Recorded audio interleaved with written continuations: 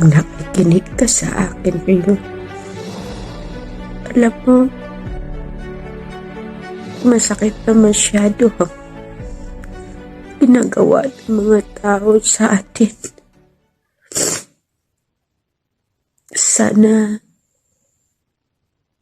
pagdating ng panahon, makita nila itong video ko. Umiiyak. Nagsusumamo sa iyo. Patawarin natin sila, Apo. Patawarin natin ang mga tao. Hindi nila alam ang kanilang mga ginagawa. Alam ko na magbabago rin sila. Lalo na yung mga taong pinagkatiwalaan ko. Darating ang araw, maaalala din nila ako, Apo.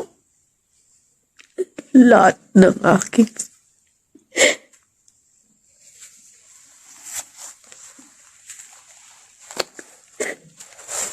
alam ko,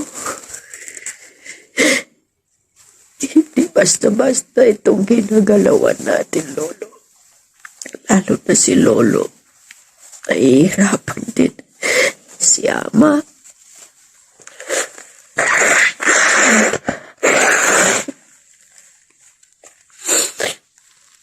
Kailangan ko pa bang mainis, masaktan? Talagang programa din sila, Lolo.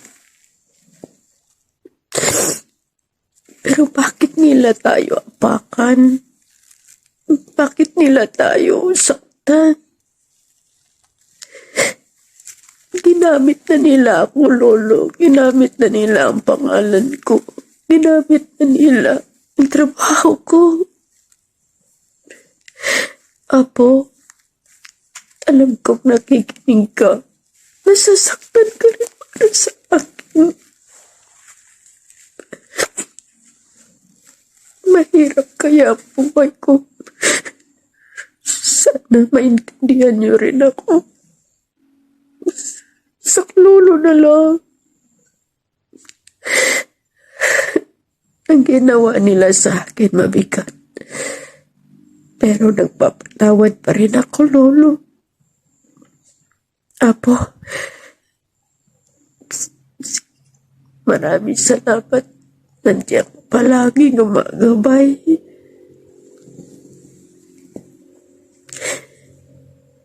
Sana bigyan niyo pa ako ng lakas ng loob para lumaban.